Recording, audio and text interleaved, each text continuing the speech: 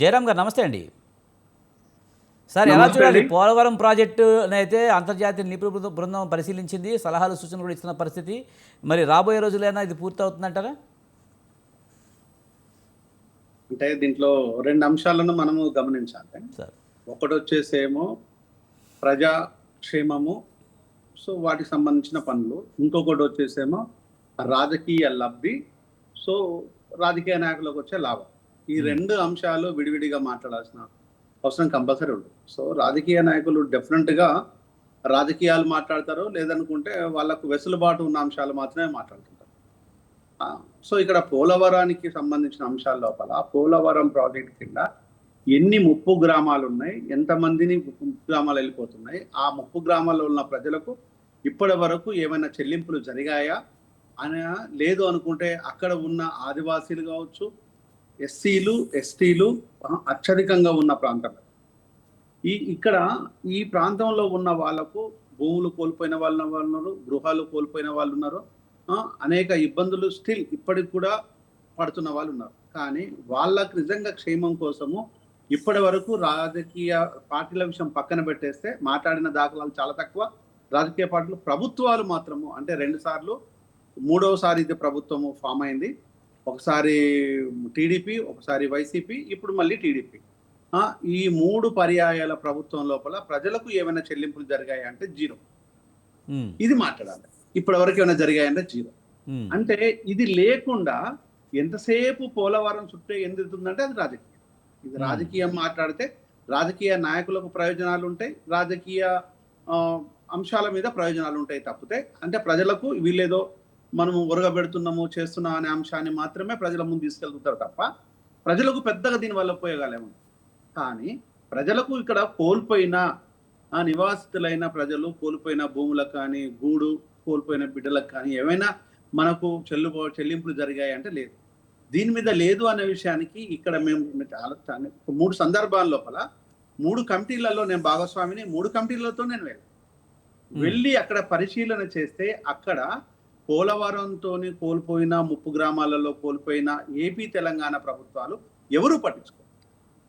ఇది ఏపీ పట్టించుకోవట్లేదు, తెలంగాణ పట్టించుకోవట్లేదు. కానీ ఎప్పుడైతే ఎలక్షన్స్ వస్తాయో వీళ్ళను ముందు పెట్టి డ్రామా ప్లే చేస్తారు. ఈ గత ప్రభుత్వము పాపము, ఈ ప్రభుత్వం మాట్లాడుతుంది, ఈ ప్రభుత్వం పాపం అని గత ప్రభుత్వం. అంటే ఇవన్నీ ఓన్లీ పాపాలు అంటారు. పాపాలై రాజకీయ నాయకులది, ప్రభుత్వాలదే. ఇక దాంట్లో గత లేదంటే ప్రజెంట్ ఏం లేదు. ప్రభుత్వము అప్పుడు ఆ ప్రభుత్వం, ఇప్పుడు ప్రభుత్వం, ఎప్పుడైనా ప్రభుత్వం. కానీ ఈ చెల్లింపులు ఎందుకు జరుగుతలేదు? ఇది జరగాలి కదా. ఒకటి టెక్నికల్ అంశాల విషయానికి వచ్చినప్పుడు డయాఫ్రమ్ వాల్ కట్టాలి. సో అక్కడ కాపర్ డ్యామ్ నిర్మాణాన్ని విషయంలో అక్కడ జరిగిన కాపర్ డ్యామ్ డయాఫ్రమ్ వాళ్ళ లోపల వచ్చిన సాంకేతికమైన లోపాలను పరిశీలించడం కోసం ఈరోజు ఉన్నత స్థాయి వ్యక్తులు వచ్చారు. 3 సభ్య కమిటీని దాన్ని కాల్ఫర్ చేసేసారు. ఇదంతా టెక్నికల్ అంశాలు. ఈ టెక్నికల్ అంశాలను ముందు మనం మాట్లాడడం వల్ల పెద్ద ప్రయోజనాలే ఉండవు. ఏమంటారంటే ఎప్పుడు కూడా ప్రభుత్వాన్ని ప్రతిపక్షాలు ఏమంటాయంటే, ప్రభుత్వంలో ఉన్నప్పుడు జగన్మోహన్ రెడ్డి అదే విషయం మాట్లాడాడు, జగన్మోహన్ రెడ్డి ప్రభుత్వం ఉన్నప్పుడు కూడా చంద్రబాబు నాయుడు గారు కూడా అదే మాట్లాడారు, ఇప్పుడు జగన్మోహన్ రెడ్డి మాట్లాడుతున్నారు. అంటే మీరు ప్రభుత్వంలో ఉన్నప్పుడు ఏం చేశారు అంటే చిత్తశుద్ధితో మీరు ఏమైనా చేశారా అంటే దాన్ని మాట్లాడు. అది ఏ ప్రభుత్వం మాట్లాడు. ప్రభుత్వంలో ఉన్నప్పుడు ఇక్కడ జగన్మోహన్ రెడ్డి, చంద్రబాబు నాయుడిని మినహాయింపు చేస్తే ప్రభుత్వాల గురించి మాట్లాడదాం మనం. మీ ప్రభుత్వం ఉన్నప్పుడు మీరు ఏం చేశారు అనేది ఉంటే అక్కడ ఆ విషయం లోపల వీళ్ళు ఎక్కడ ఆ విషయం మాట్లాడు. లేదు మేము వీరులము శురులం అని మాట్లాడతాం. అది చెప్పుకోవడానికి పనికొస్తే తప్పితే ప్రజా ప్రయోజనాల కోసం పనికిరాదు. అంటే నేను స్పష్టంగా చాలా సందర్భాల లోపల ఇరు ప్రభుత్వాలకు, కమిషన్ ఆధ్వర్యంలో వెళ్ళినప్పుడు ఇరు ప్రభుత్వాలకు సూచించింది ఏంటంటే, ఇక్కడ ప్రజలను ఫస్ట్ ఆదుకోండి. మీరు పోలవరం ప్రాజెక్టును తగ్గిస్తారా, పెంచుతారా, కడతారా, కట్టరా, డయాఫ్రమ్ వాల్ కడతారా, ఎప్పుడు కడతారు, ఎంత బడ్జెట్ అని ఇవంతా నిరంతర ప్రక్రియ. ఇప్పట్లో ఏమవ్వవు. ఇది 1 రోజుతోనో 2 రోజుతోనో, ఓ సంవత్సరానికో 2 సంవత్సరాలకో 5 సంవత్సరాలకు జరిగే పని కాదు. ఇది లాంగ్ స్టాండ్ ప్రాజెక్ట్. ఇది ఇస్ అ రన్నింగ్ ప్రాజెక్ట్. ఇది ఈ ప్రాజెక్ట్ లోపల 5 ఏళ్ళు పట్టొచ్చు, 10 ఏళ్ళు పట్టొచ్చు. ఇంకా మీరు అన్ని అనుకూలంగా ఉంటే సరే ఇంకొంత టైంలో ముందు వెనుక జరగవచ్చు. ఓకే, దాన్ని మనము 1 నిమిషం పక్కన పెడదాం. కానీ ప్రజల విషయాలు కాదు కదా ఇది. అవును. ఈ రోజు ఉన్నవాడు రేపు ఉండడో తెలియదు. ఈ రోజు కష్టాల్లో ఉన్నవాడిని మీరు ఆదుకోకుండా మాటలతోని, బూతులతోని, విమర్శలతోని వీళ్ళ కడుపు నింపాలనుకుంటే అది న్యాయమా? ఆ రోజు చంద్రబాబు నాయుడు గవర్నమెంట్ ఉన్నప్పుడు మొదటిసారిగా ఆఫ్టర్ బైఫరికేషన్ తర్వాత ఇలానే టైం పాస్ చేశారు. ఆ తర్వాత జగన్మోహన్ రెడ్డి అది చేస్తా ఇది చేస్తా అన్న జగన్మోహన్ రెడ్డి ఆ విధమైన టైం పాస్ చేశారు. ఇప్పుడు చంద్రబాబు గారు కూడా వచ్చేసి వారు కూడా అదే విధంగా ఇప్పుడు ఏదో స్పీడప్ చేస్తున్నట్టు చేస్తున్నారు. అంటే ఈ రోజు నేను ప్రభుత్వాలను అడగడం మొదలు అడుగుతున్నాను, మీరు మీ ప్రభుత్వం లోపల ఎన్ని కుటుంబాలను ఆదుకున్నారు, ఎంత ఇక్కడ సంక్షేమం చూశారు, ఎంతవరకు మీరు ప్రజలకు మీద కేటాయింపులు ఏం చేశారు, పంపిణీ ఏం జరిగింది? కానీ ఒకటి జయరాం గారు, గత టీడీపీ సర్కార్ అయినా తర్వాత వచ్చిన వైసీపీ సర్కార్ అయినా ఈ రెండింటిని కొంచెం మనం అంచనా వేసుకుంటే ఎవరి హయాంలో ఎక్కువగా జరిగి ఉండొచ్చు అంటారు? ఎందుకంటే చంద్రబాబు నాయుడు హయాంలో సోమవారాన్ని పోలవరం చేసుకుని ప్రతి సోమవారం కూడా ఆయన రివ్యూ చేసేవాడు, లేకపోతే అక్కడికి వెళ్ళేవాడు, మాట్లాడేవాడు.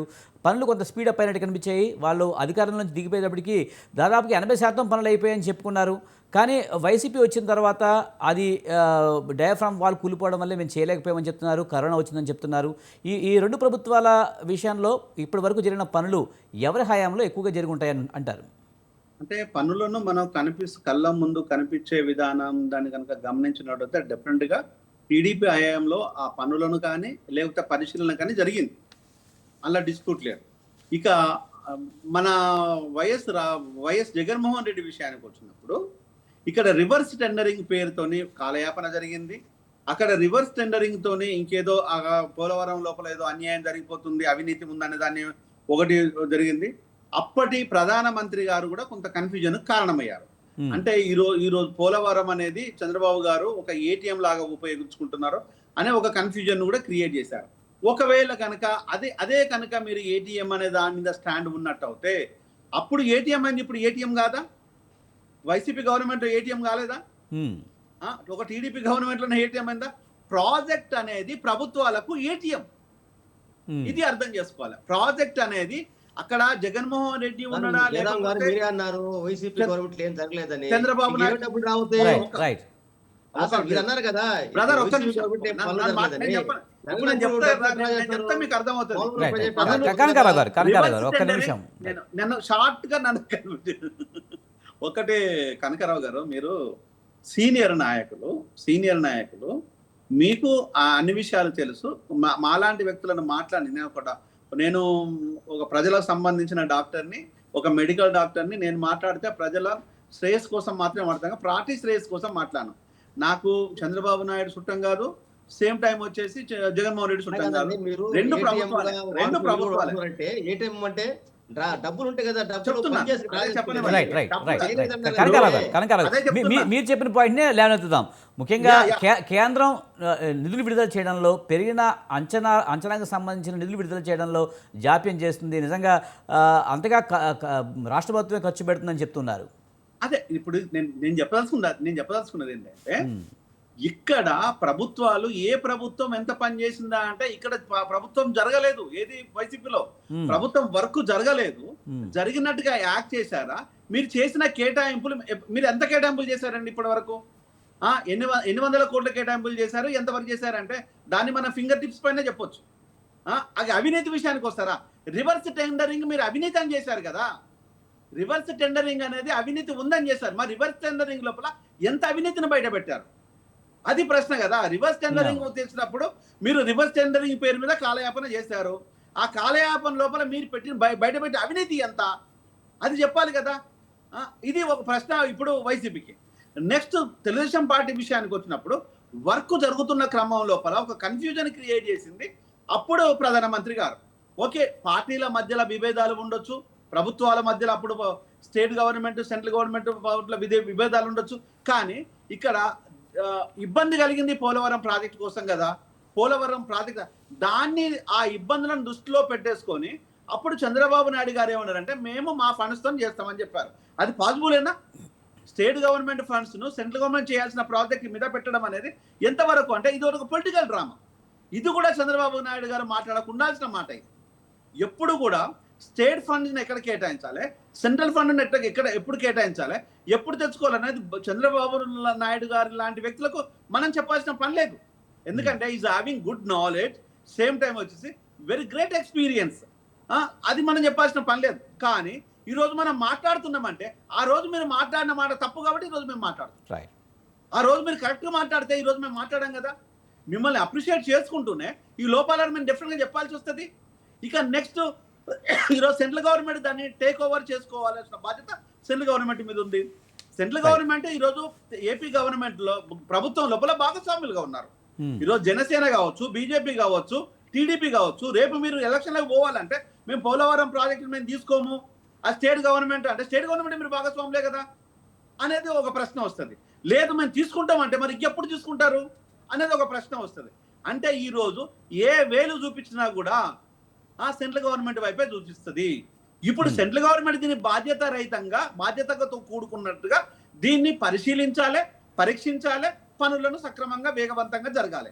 అది జరగడంతో పాటు ఇక్కడ దానికి సంబంధించిన బాధితులు ఎవరైతే ఉన్నారో ఆ కుటుంబాలకు మంచి చేసే ప్రక్రియ ఇది స్టేట్ గవర్నమెంట్, సెంట్రల్ గవర్నమెంట్ రెండు పరిశీలన చేసి ఇమీడియట్ గా వాళ్ళను అక్కడి నుంచి విముక్తులను చేయాలి.